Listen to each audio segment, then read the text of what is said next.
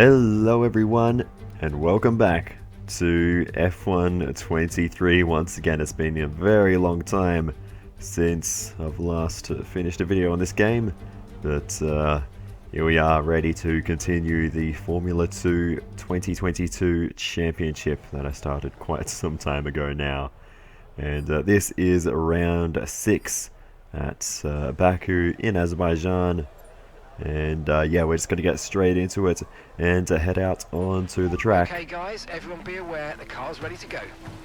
As we are straight into qualifying here, so I'm going to be a little bit rusty, but hopefully I did do a fair bit of practice, quite a few practice laps before starting this, so hopefully it won't be too bad. I've really picked a bad track to come back to though, because the whole second half of the lap here is quite tricky. But anyway, out of the pit lane we go, and we will get these tyres warmed up and we'll get on with it on the next lap. But super soft compound tyres here for qualifying, which means we may not have too many opportunities to set a good lap as we go a bit deep into the first corner. But we carry the speed alright, and we'll see if we can continue on, set a decent lap time as we make our way through turn 2. Bit of a twitch on the exit. You can see I'm just struggling a little bit to you know, get the car where I want to. Missed the apex slightly through the castle section, but got through there without smashing it into the wall, so I think that's a win regardless. But yeah, especially in the traction zones, you can see I'm really struggling to get the car pointed in the right direction as we head through Formula 1's most awkward corner, and we get through there right now through the final real corner for a Formula 1 car. These last two, not a challenge in F1, but in F2 are very, very awkward as well, but we managed to navigate those two well enough, and now towards the line, and we go fastest so far. So qualifying is complete and we're all set for an exciting race tomorrow. Your top 3 are Duan, Hauger, Enzo Fittipaldi. The grid is set then, so that just leaves the race itself. Join us tomorrow where we'll be live with all the action, and until then, goodbye. Alrighty then, so we take pole position, and not by a small margin, and I cannot really explain that. As you saw, the lap was far from fantastic, and in practice the pace between myself and everyone else seemed pretty much even. So I don't know where that difference came from, as my controller's just gone flat. So yeah, that's a bit of a weird one. So I'll be turning the difficulty up for the race, but in qualifying we've been handed that one. Baku never fails to disappoint fans of Formula 2, so hold on tight. The cars are set on the grid and any moment we'll be starting today's race. Welcome to Azerbaijan.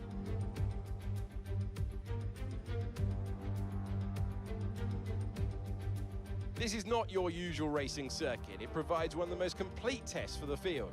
Sector 1 sports a set of 90-degree corners around the block if you like. Sector 2 gets even tighter with the old city walls. Sector 3 just turns 16 to negotiate, and then 2.2 kilometers flat to the floor, full throttle in 6th gear all the way to the end. Joining me today is a man who is no stranger to going fast, Davide Valsecchi of GP2 2012 fame. Great to have you here today, Davide. Are you enjoying yourself here in the beautiful city of Baku? Absolutely, Alex. Baku is fantastic and so this track. Have a check. The architecture, the narrow street. Easy to see why it's one of the most exciting circuits on the calendar. But Alex, street circuits can be unforgiving. I wouldn't be surprised if you see a safety car or two out during today's race. Okay, here we go. I know what you can do. Don't let me down. I will not let you down. As we take a look at strategy, we're going to start on the super soft tyres, because I don't know if that tyre selection glitch in the feature race is still around, where we end up using our feature race tyres in the sprint race, and there's nothing we can really do about it. So I'm going to try and get away with using the super softs, and we'll see how it goes as we now get ready to go to the 5 red lights.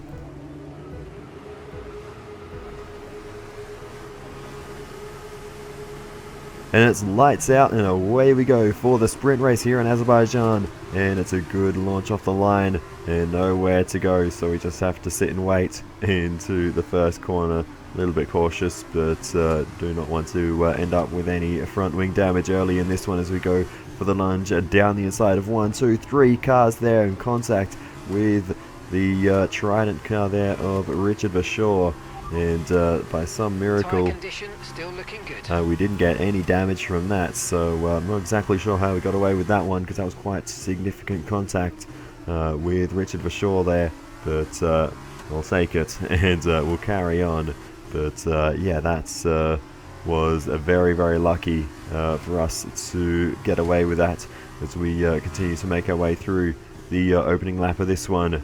We've managed to navigate the start okay. We've gained a couple of spots actually. We're up into P6, so that's worked out well for us. Under a little bit of pressure now as we didn't get a great run through the next sequence of corners, but there's not really too much overtaking that can be done into the castle section, so we should be fine as long as we manage to get into a rhythm very shortly, as we are now coming to the end of the opening lap, and we'll see if we can get a good run through the final 2 corners here, and if we can slingshot our way onto the straight.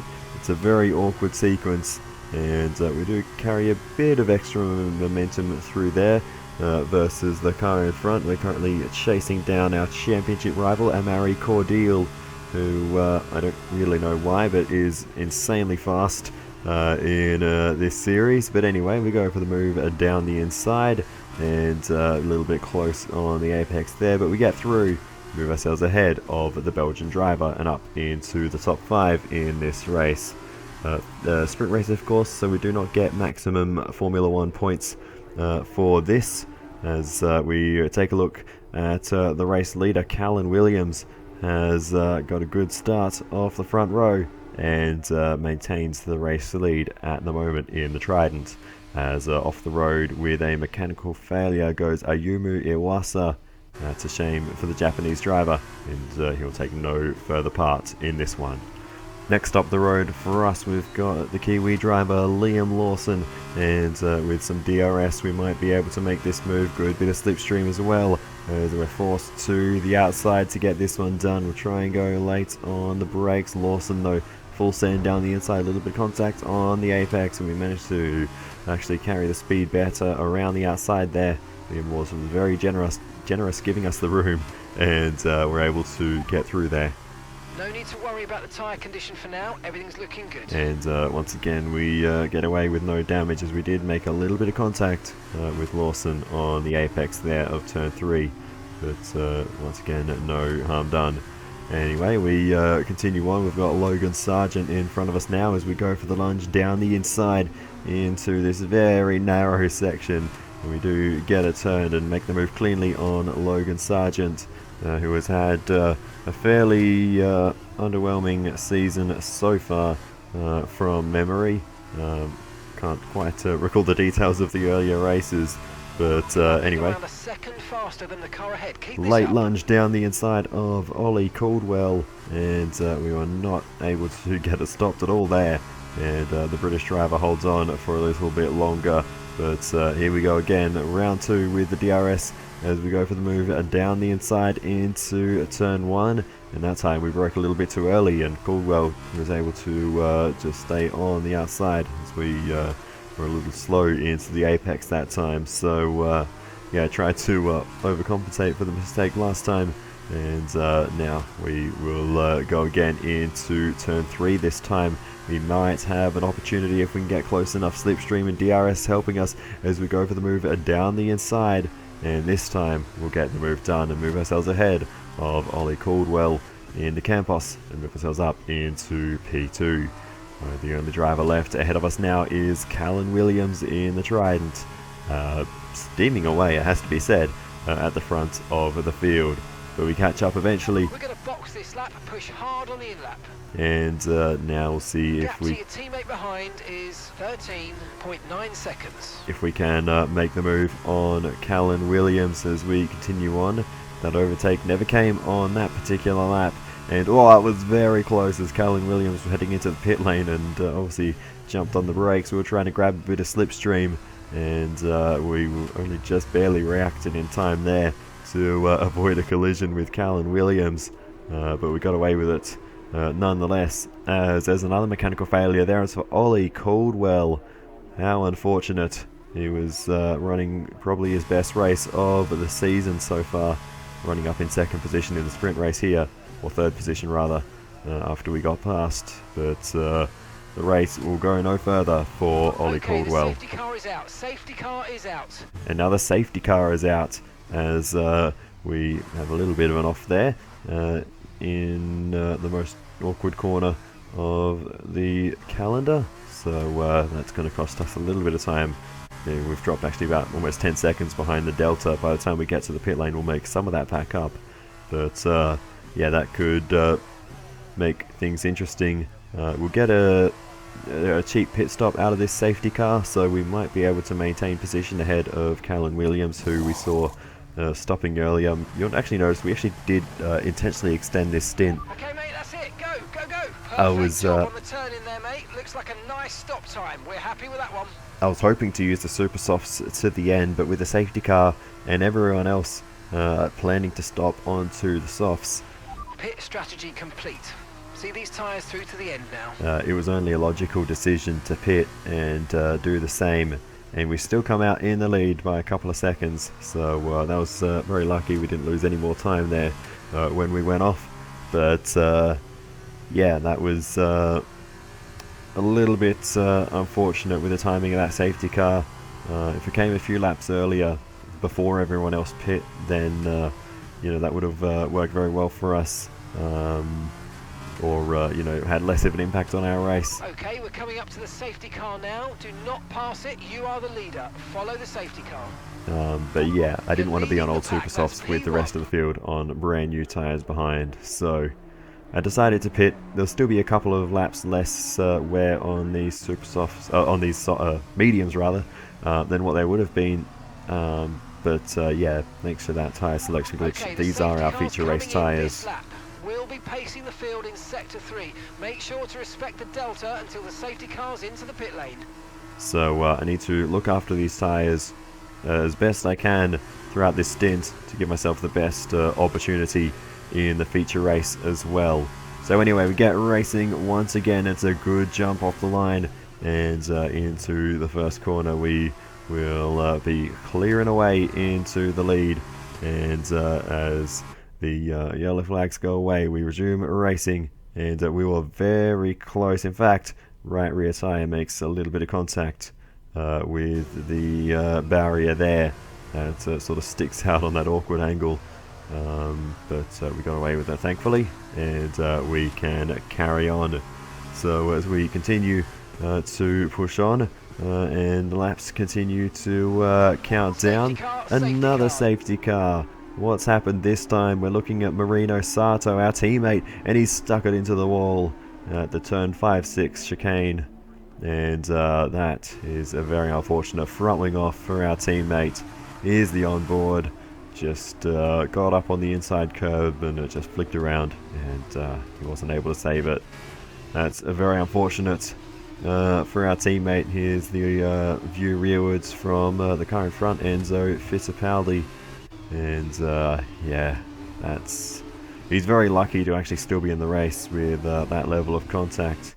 Lucky not to snap one of the wheels off. So yeah, Marino Sato has to head into pit lane for a new front wing, and okay, we're coming up to the safety car now. Do not pass it. You are the leader. Follow the safety car. we'll need to put a new set of tyres on as well. Here's Sato in the pits, and gonna put super soft tyres back on. So that's interesting actually. That will definitely save some tyre wear on those mediums for the feature race, which would be very helpful to run a little bit faster in that race. But anyway, we will see what happens then. But for now, the safety car accelerates away once more, and we need to handle... Safety car in this lap. You'll be controlling the pace on the restart. Keep it steady until the safety cars reach the pit lane. Need to handle this safety car restart as Marino Sato catches up to the back of the train. I was intentionally taking the train quite long into the restart to give Sato the chance to catch up, and now we accelerate away, and once again everyone else not really responding very quickly at all.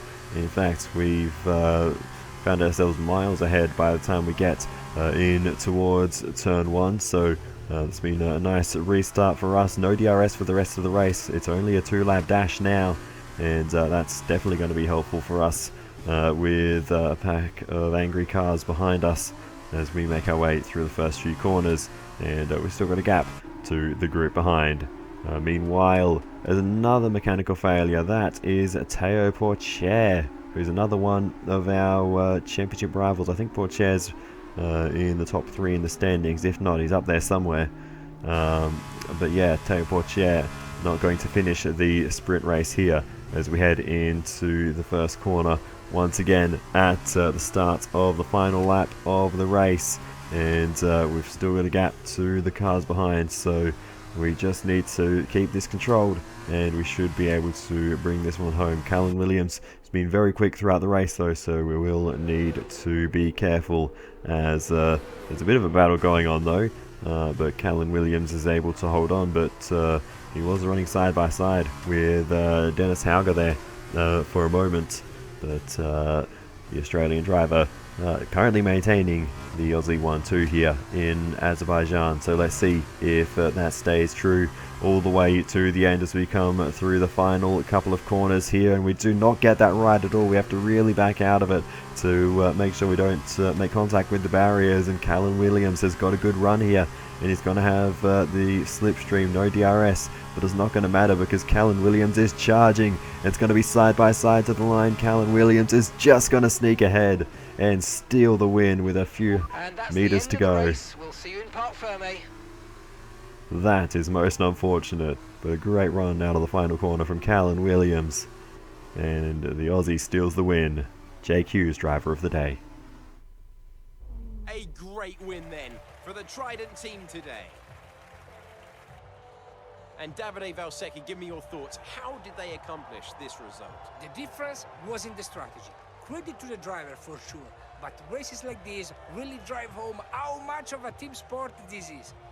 They did a lot of work on the pit wall to really make the most of each stint and to make the best use of the tires. But that said, all of that would have been for nothing without a talented hand on the wheel. Our drivers are making their way out for the podium celebrations, and it's going to be Trident picking up the winner's trophy. Congratulations to the entire team for coming out on top in that amazing race.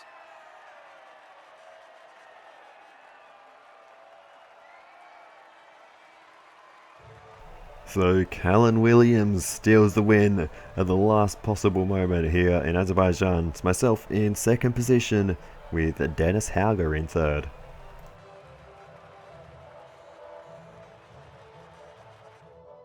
And now, let's take a look at the driver's standings. It's a good result for Jack Doohan, who extends his advantage at the top of the championship. And now, Davide Valsecchi, let me ask you, who is your driver of the day? I'd probably go for Callan Williams. The team did a good job with the strategy to put him in the pack, and he was good enough to take the opportunities. And now a look at the team standings. Virtuosi moved to the top of the table. Meanwhile, Prema have improved their position. A strong weekend for them as they fight their way to the top. After all this drama, you'd be mad not to join us for the next race. We hope to see you then. Take care. So there we have it then. The end of the sprint race here in Azerbaijan. Didn't quite go our way in the last few meters, but it was good up until then. And I certainly feel like I improved on my driving around this circuit during the race. It always helps, having other cars to follow. I've said it before. But anyway, Logan Sargent dropped down a little bit more at the end. We saw Sargent, I believe, just running up in the podium places, actually, was at the start. But being overtaken by Novalak, Vashor, and Lawson in the end to finish down in 7th position. Novalak all the way up into 4th for the Frenchman. Renassani sneaks into the points with P8 and managed to knock out Amari Cordial, who I said has been very quick this season, and will only have no points to his name so far this weekend. So yeah, that's a little bit of a surprise ending to this one. It was Enzo Fittipaldi rounding out the points, and myself with the fastest lap just to finish that off.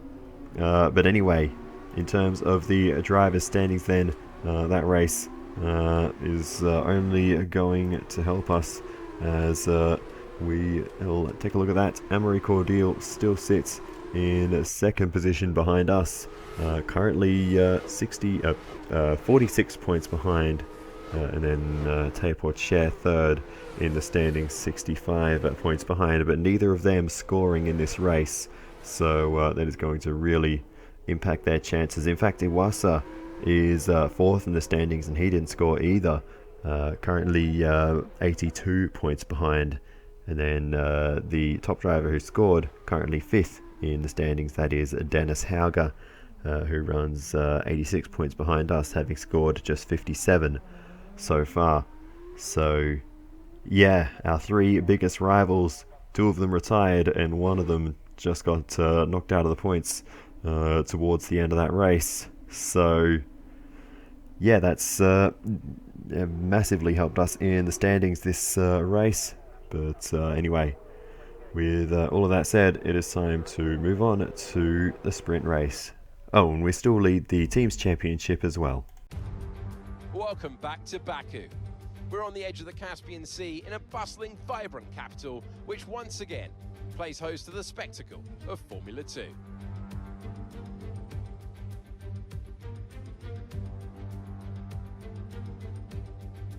This is not your usual racing circuit. It provides one of the most complete tests for the field. Sector 1 sports a set of 90-degree corners around the block, if you like. Sector 2 gets even tighter with the old city walls. Sector 3 just turns 16 to negotiate, and then 2.2 kilometers flat to the floor, full throttle in 6th gear all the way to the end. We're almost ready to go then, and this is what the starting grid looks like for today's race. A fantastic effort from Jack Doohan yesterday puts him on pole position, and it's Dennis Hauger in P2. Looking down the rest of the grid, we have Fittipaldi, Novalak, Richard Vachor, Cordial, Lawson, Caldwell, Sargent, Callan Williams, Porcher, Nissani, Marino Sato, Tatiana Calderon, and Dragovic, Iwasa, Armstrong, and Jayant Daruvalo. Vesti, Phipps, Hughes, and Ralph Boschon completes the grid. And with lights out just moments away, it's time to go down to the track. Alongside me today, I'm delighted to welcome back to the commentary box the 2012 GP2 champion, Davide Valsecchi. There looks to be a challenging race ahead of the drivers today, Davide. With that in mind, what are you looking out for today? Well, Alex, I want to see how the drivers at the back of the grid are going to roll up. They'll need to make an impact in the early stages, and they're probably hoping for a bit of luck at the start. We may see some bold maneuvers out there today. Okay, here we go. I know what you can do. Don't let me down. I will not let you down. Didn't you see what happened last time? Definitely didn't fail at the last minute. But anyway, here we are, ready to go racing for the feature race here in Azerbaijan. And just taking a quick look at strategy and the best way to navigate this one. Looks like we're going to be starting on the super soft tyres, and we'll switch to the mediums around 11 laps in.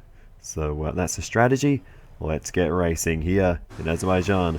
And actually things on the formation lap already started to go wrong in this one, as we once again had to take to the escape road, but we were able to continue on, of course.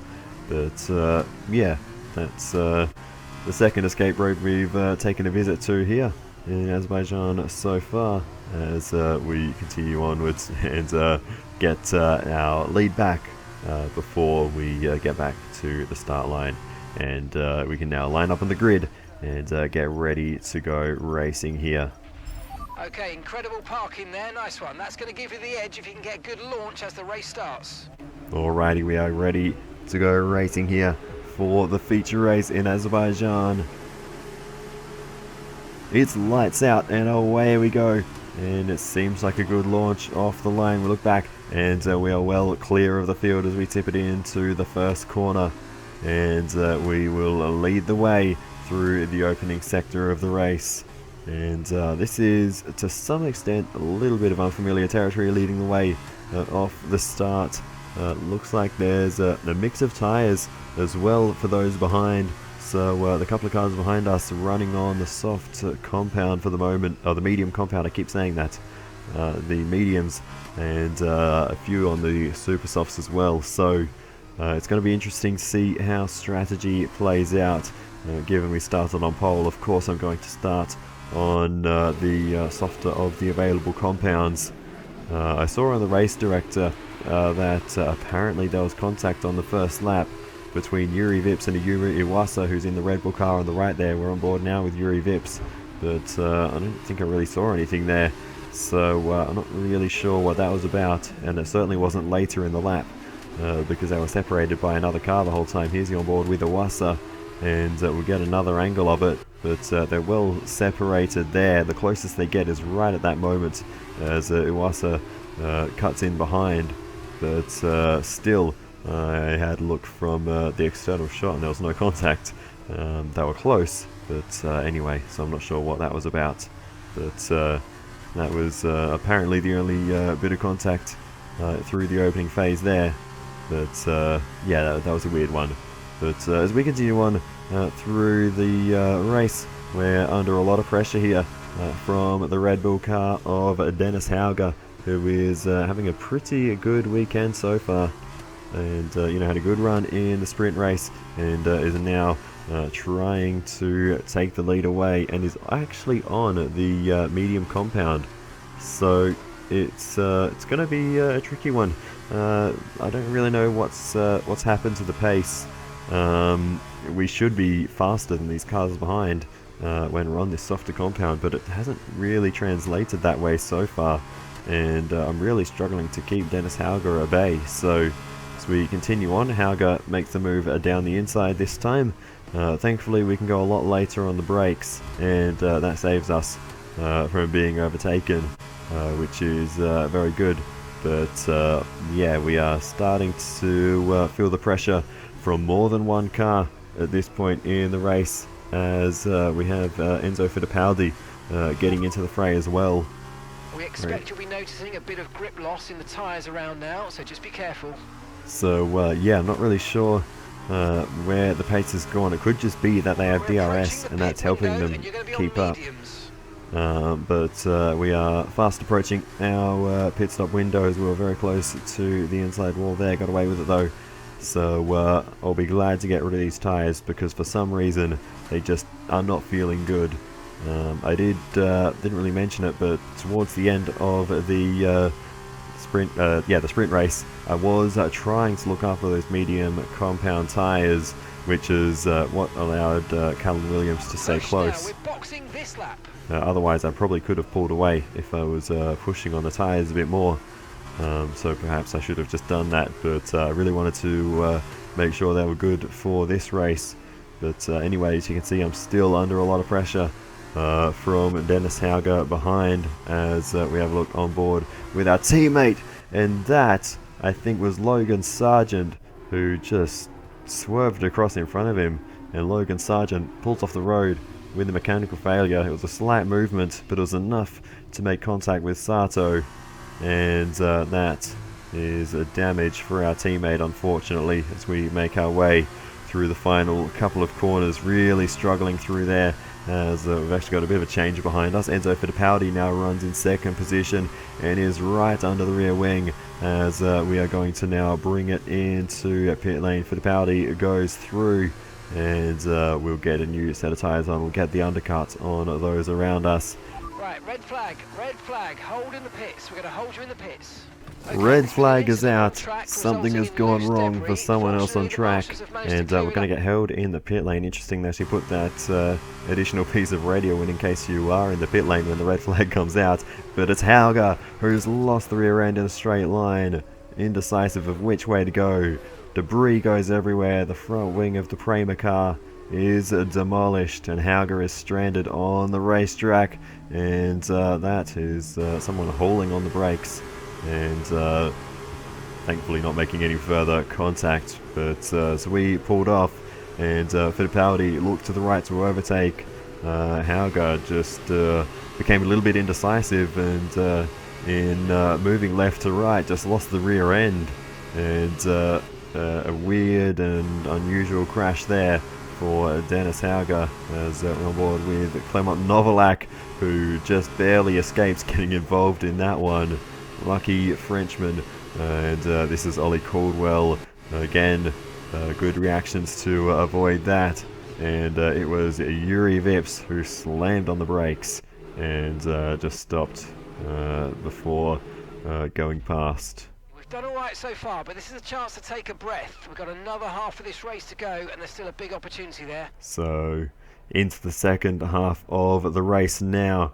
We've already fitted these medium compound tyres, so that is a strategy we are going to stick with for the rest of the race. Feels a bit like deja vu here, but there's a good opportunity to get this start spot on. Come on. Alrighty, we go to the 5 red lights for feature race part 2. We're underway, and look at the start for our teammate Marino Sato to the inside of everyone to the first corner, and it's going to move up. They're on 3 wide as we're trying to scamper around the outside as well. But Marino Sato up into second position. Amazing start from our teammate as we're still running side by side, fighting it out for P6.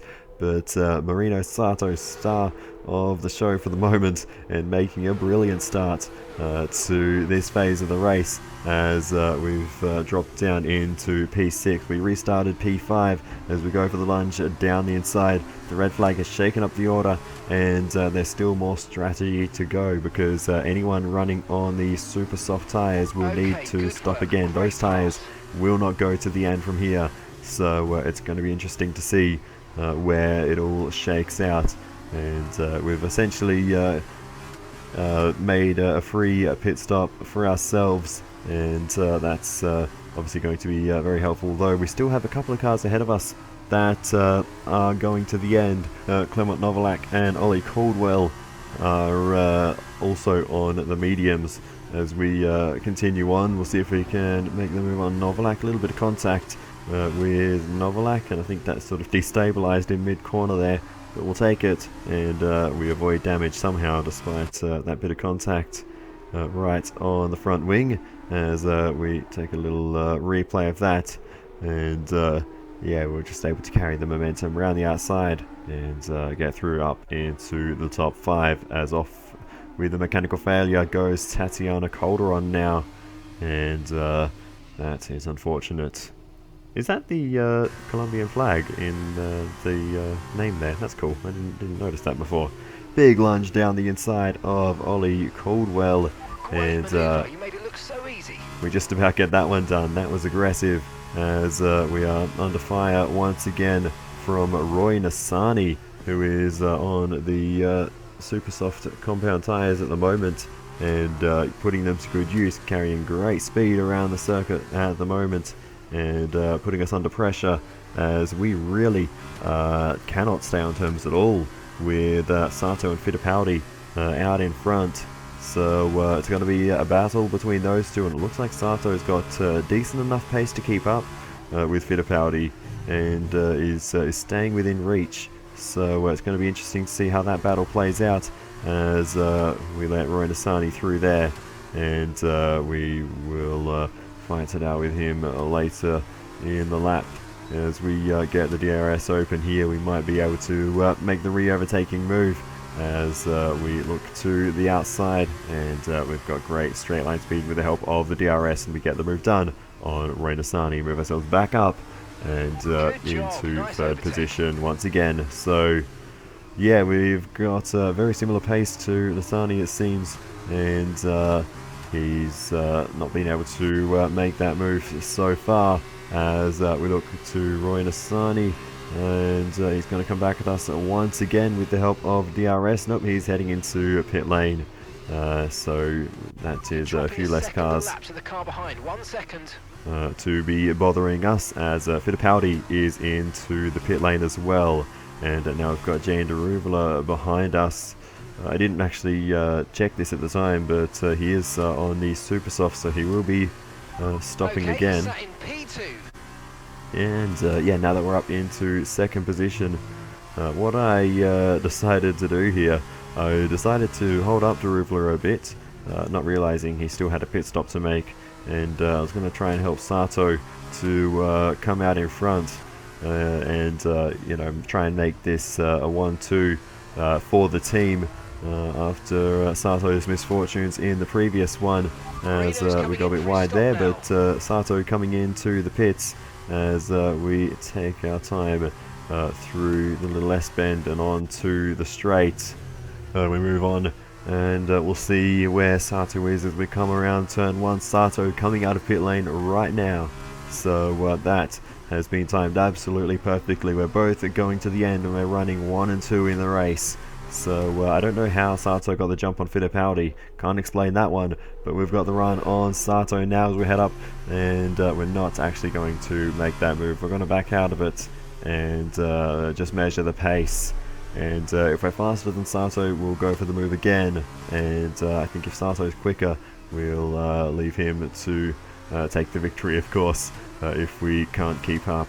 But mostly I wanted to be behind, just in case anyone else caught up. If Fittipaldi got too close, I feel like I would have a better chance at defending than Sato.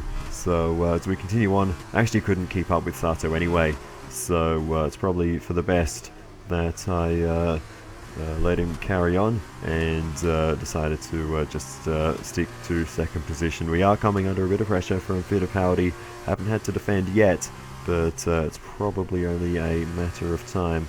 Hard to gauge what kind of tyre quality Fittipaldi and Sato for that matter have, but it must be pretty decent because we are lacking in comparison. So as we continue to race on, Fittipaldi not troubling us just yet, but he is dangerously close to doing so. Thankfully, as we continue on, we do start to stretch the margin though. We expect you'll be noticing a bit of grip loss in the tyres around now, so just be careful. And he's sort of just popping in and out of DRS range, so we really can't afford to make a mistake here. We need to keep pushing on hard all the way to the end, as Clement Novalak, a solid contender in this one, will take no further part with a mechanical failure. That's unfortunate for the Frenchman. So that has not gone to plan after Novalak has been running well throughout this weekend. But anyway, we continue on, still running in second position as we're heading towards the line, trying to break the slipstream there. Final lap. Push, push. As we begin the final lap of the race, Sato has absolutely checked out of this one, and is almost certainly going to go on to take the victory, but it's not quite resolved between myself and Fittipaldi, as we are not separated by much. We need to make sure we get a good run a little bit deep into the castle sections. That didn't quite go to plan, and we didn't really get to the next couple of apexes very well. So now Fittipaldi is right on us as we head into the most awkward corner on the calendar, and we're just taking it steady through there. There's no point, we're not going to be able to break a DRS, so we might as well just make sure we get through the whole sequence safely.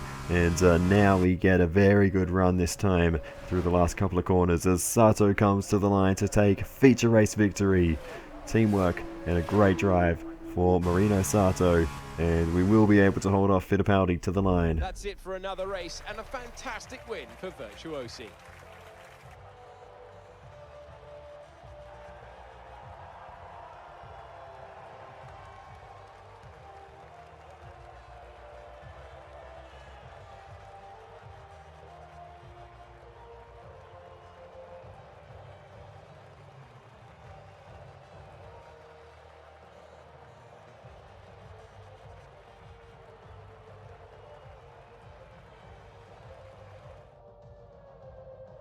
And here are our podium drivers today. After that excellent race, they've excelled here as they so often do, and it's a well-deserved victory. Virtuosi then are on top today.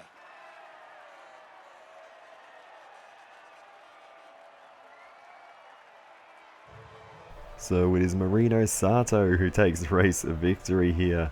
It's another second position for us, but a 1-2 for the team, with Enzo Fittipaldi bringing home P3 for Charouz. It's a good result for Jack Doohan, who extends his advantage at the top of the championship. After this round of the World Championship, here's how things look in the drivers' table. And now, Davide Valsecchi, let me ask you, who is your driver of the day? Let's give it to Marino Sato.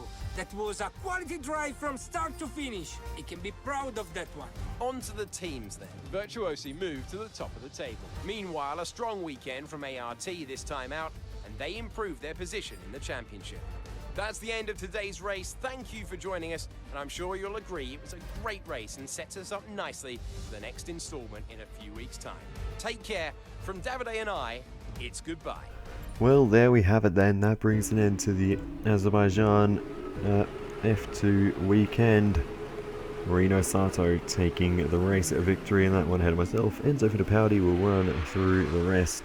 Yumi Iwasa fights back well after the disappointment of the sprint race and will bring home P4. P5 for Ollie Caldwell ahead of Marcus Armstrong, followed by Frederick Avesti, Liam Lawson, Ralph Boschung getting into the top 10, and Richard Bashaw rounding out those who score points in this one. It was Marino Sato who scored the fastest lap in this race, so well done Marino Sato. As for the championship standings, Marino Sato has moved up into 4th position, so has gained out of that race obviously after taking the victory. Moves ahead of Ayumu Iwasa, despite Iwasa still scoring points in this one. Obviously a very good race for myself, with Cordial and Porcher still not scoring points even in this second race, so it's been a bad weekend for the two of them. We now have a 64-point lead over Amaury Cordial and 83 points over Teo Porcher, and just 1 point further back is Marino Sato now. 77 points for Sato, 78 for Porcher. But yeah, we're running away with this one at the moment, so I'm going to have to be turning up the difficulty over the next few rounds and try and bring this a bit closer together again. So it's going to be interesting to see how that goes, but in the Constructors, because Sato's been doing really well in these races as well, we are even further ahead, 123-point lead in the Constructor, or the Teams Championship rather, so that is going absolutely fantastic. Van Amersfoort running second, ART in third, then Prema fourth, who are, you know, usually seen as the benchmark team. They are all very close. In fact, Prema and ART are tied, 135 points behind, 103 points for both of them. But that is going to do it for this one, so I'll say thank you so much for watching all the way to the end. I really do appreciate it. Please feel free to give some feedback in the comments. It's always very helpful. Other than that, see you in the next one. Goodbye.